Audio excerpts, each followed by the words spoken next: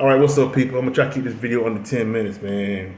But I want to get in on this Kanye West conversation, bring y'all some truth right over right.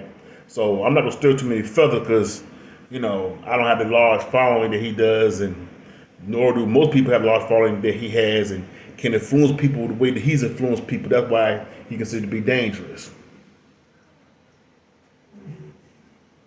A lot of things that he says is the truth, and some things, is debatable, right? But no one gets it right all the time, But what it is, with a lot of things that he's saying, you know, um, these are the conversations that are had behind closed doors. They are not meant for the public because they know that they're going to ruffle feathers, i.e., Nick Cannon. The things that he said. See what I'm saying? But Kanye West is determined to crash out. I think he believes he's going to be memorialized or whatever as one of the greats and stuff like that. But,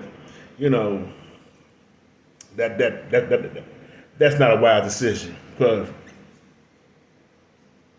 people going to a war, right, or a fight, looking to win and survive and live. And if the time comes for martyrdom, then they accept that for the cause. But people don't go into a situation looking to be a martyr. You know what I'm saying? Looking to just get their life up for whatever. Because when you do that, whatever cause that you're fighting for, a mission that you're on, especially if you're a leader or one of the leaders, ultimately gets changed by other people once they move ahead. Once they move ahead and become something else that was never meant to be.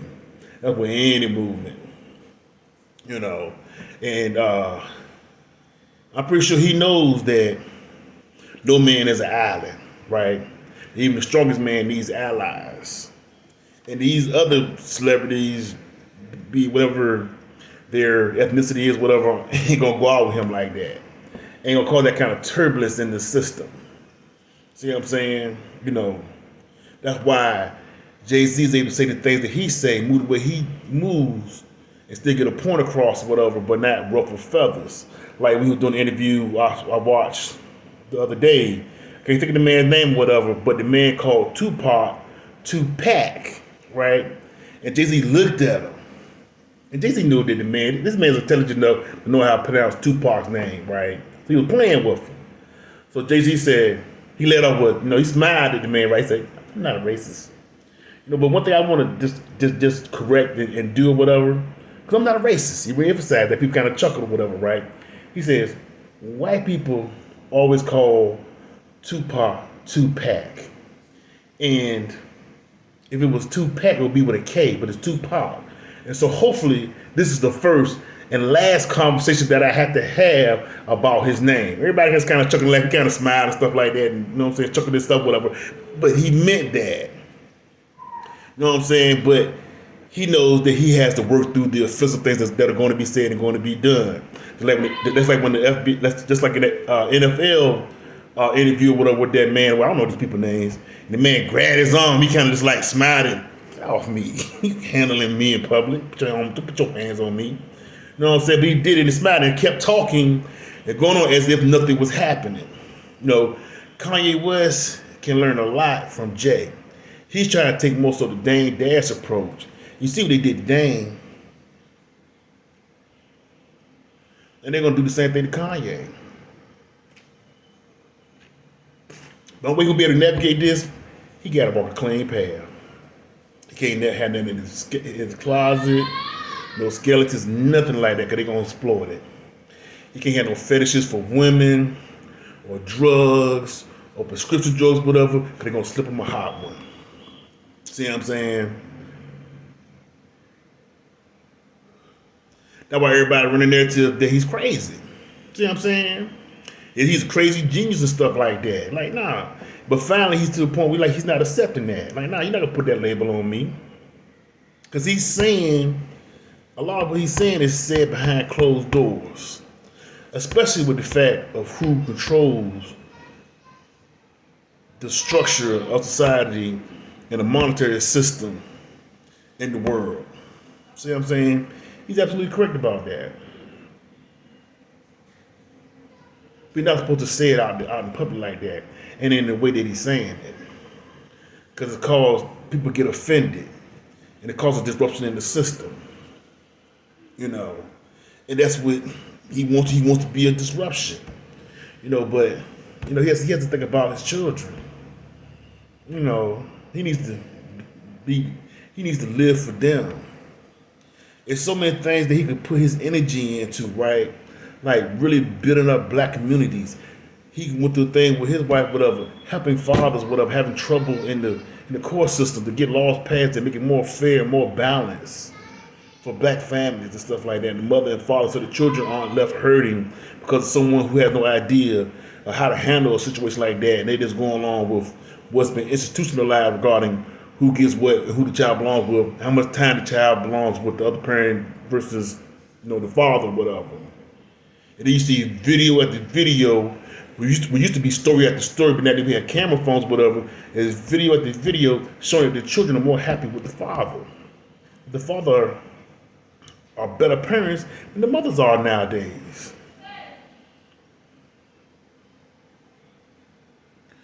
Anytime that you have a mother using their child as a weapon against the father, that's not a mother. That's a user and an abuser. That's mental and emotional abuse that causes childhood, teenage, and adult trauma in people. See what I'm saying? Then you have a lot of men, whatever, who, because they give under the pressure, they just leave and abandon the cause. Because, hey man, there's a lot of wounds, at least you're going to take fighting that system for your child and stuff like that. And some people just say, forget them, go on, just, I see them and get them what I can, well, let them know I love them. If that, I just cut them off and just go start another life. Some people fall to the system in the fight. Some people, i.e. myself, went through it. Man, got a lot of battle wounds. But it was well worth it. It's always well worth it. We are the defender of our families. We are the defender of our children. We are the defender of our communities. That's what we're supposed to be. Back to Kanye, right? The boy's trying to crash out, man. And don't think what he's saying is crazy. Everything anyway, right? Because Kanye West, make no doubt, is an elitist. Because he's been accepted among the elite. That's why they open up certain doors and stuff like that for him to be able to do things that he does and make the money that he does. Because he was right on Sway when he told Sway he spent $13 million trying to do it. Sway ain't listening. Why don't you do it yourself? I already tried it. But the powers that be wouldn't let him do it. That's why they sent, at his first fashion show, they sent Lindsay Lohan to laugh at all of his stuff that he was promoting. That was a plan. That was to, demoralize and cast doubt on his creative, artistic fashion or whatever. See what I'm saying? So what, he had to go under what? Louis Vuitton, and then Nike and Adidas and Gap, and all these different umbrellas and stuff like that to make the material to get out to the masses and to white people and Asian people and Hindu people, because they're the ones that really support him, and black people too. But I guess his plan was to do this and then get to the point where he could be self-sustaining. That's gonna be the question. Can he be self-sustaining? Can he still make the kind of money that he made functioning outside of these outlets? That's gonna be the test. Because the black elites ain't gonna stand with him.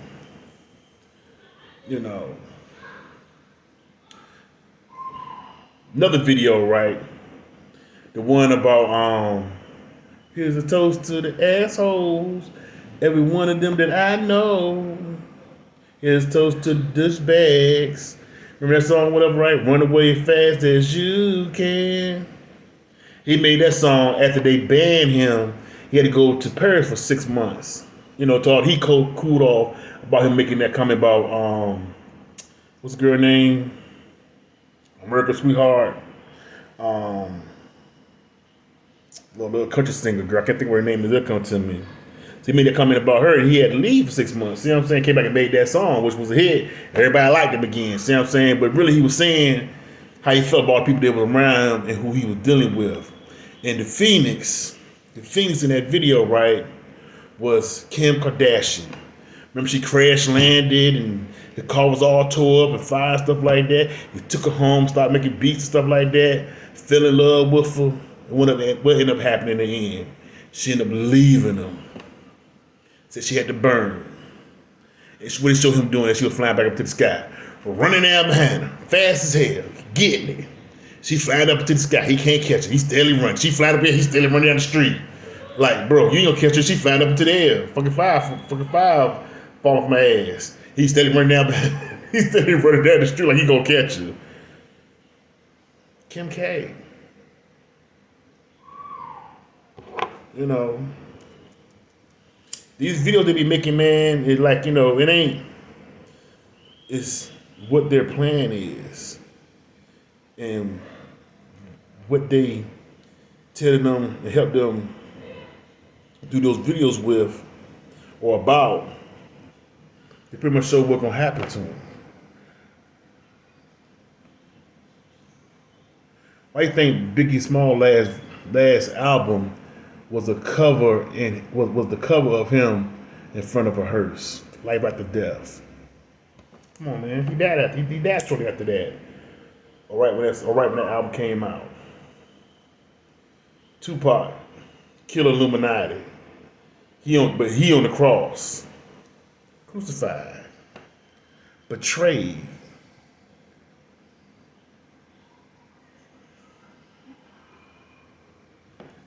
You know.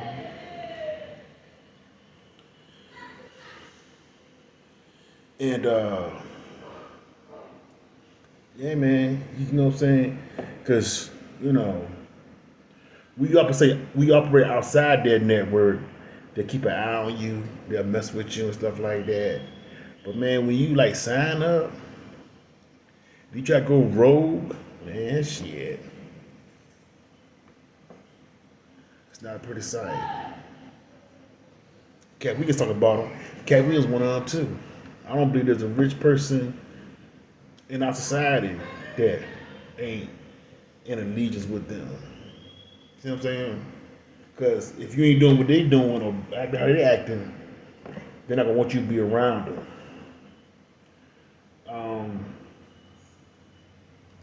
I can say that like on a street level, you know, while I was running my boards, stuff like that, and doing something that they were doing, it was all good. When I started being different, doing different or whatever, I still would come around them just glad that still had the old attachment. It was different. They were smoking, I won't smoking. When someone was sniffing, I never sniff. You know what I'm saying? So they would never do it around me because they felt it wasn't for the fact of the respect they had for me, whatever, but for the fact that they felt uncomfortable doing that around me. Now they would smoke weed around me. The ones who smoke, you know what I'm saying, but still uncomfortable. I didn't smoke. Come on, man, hit it. I don't want to do that. I'm past that. See what I'm saying? You know, that's just like a street level thing. And even the street has an organization and structure to it for the dudes at the top. They have their own society.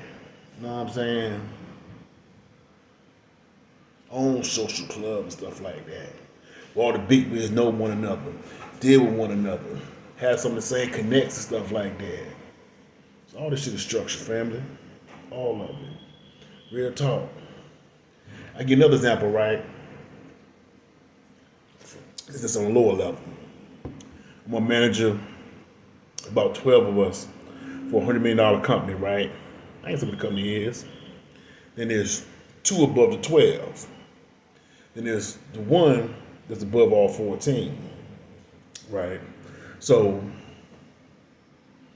he's a white guy. Majority of us are black. Or women majority, maybe like 1 or 2 whites in there, whatever, right? So it's always, he kind of like a liberal black guy, liberal white guy. So the running joke was always there because he was so liberal, that's why they put him with all of us. Because it's liberalism, right? So there will always be some contention of some kind of whatever. let's be with a lot of black women, man. I'm sorry, black women. You know. So what ended up happening is that one of the ones he would have a contention with, they would go back and forth, whatever. His 9 or 12-year-old son called her and left a message on her phone calling her a bitch. And she went around and told everybody she called home office or whatever. So what he did is that he did the right thing. He made his son come up there and apologize to her. He had said for her, do we use that kind of words in our home? He like, no. Of course, when we all got together, talked about it or whatever, the ones who was amongst that little clique at that time, like, he said that. That's where the boy got it from. Because he probably was pissed off with you about something, expressed how he felt about you in front of his son. And so, hey, child is defensive of the parent, whatever. So, hey, he gonna get revenge. Like, that's what my dad made my dad mad or got my dad in some kind of trouble. B, you know what I'm saying? That's privacy of his home behind closed doors. And his son let the cat out the bag. Because someone had got that language from nowhere but with inside of his home. And who to direct it to? He didn't call me. He didn't call anybody. He called her because she was one of the main ones that would challenge him. See what I'm saying? It's because she was like, well, I don't think he need to be fired because it really came from him. Like, I'm like, man, look, leave that alone. He didn't say it. You didn't hear him say it. He didn't leave that message. His child left that message, which was inappropriate, but he made his child do the right thing, which was come to apologize. Now, yeah, he probably did say it to him. That's where his child probably got it from, but you can't prove it. Leave it alone. No. Okay, whatever. Know what I'm saying? But that's just like a lower level of the kind of stuff that, ain't supposed to be let out the bag. These backroom conversations, you know what I'm saying? These on the golf course kind of conversations, stuff like that. It's things that we all feel that we know ain't necessarily appropriate and for public platform and stuff like that, right? Now, somebody like Charles White can do it because he's a buffoon. And the reason why he's a buffoon is not because of his lack of intelligence. He's a very intelligent man. He's a pretty well-read man, not to have a formal education, right? But for a man to have this level of intelligence and say some of the outlandish, crazy things that he says and get away with it, he's a buffoon. And most likely he's a plant. Because he said some outlandish, crazy stuff. Somebody can really call popo on him past some of the things that he says. And then he come back and say, well, now that's the character. Nah, bruh. You ain't playing that off of the character. I know better. You a plant. See what I'm saying? Wait, something they tell you about white people, and then they still respond to you the way they respond to you when you call them. Nah, bro, you a plant. You know what I'm saying? I know the deal. But yeah, man, that's all I gotta say about Kanye West, man. I won't carry this video on too long, but yeah, make sure y'all like and subscribe. Peace.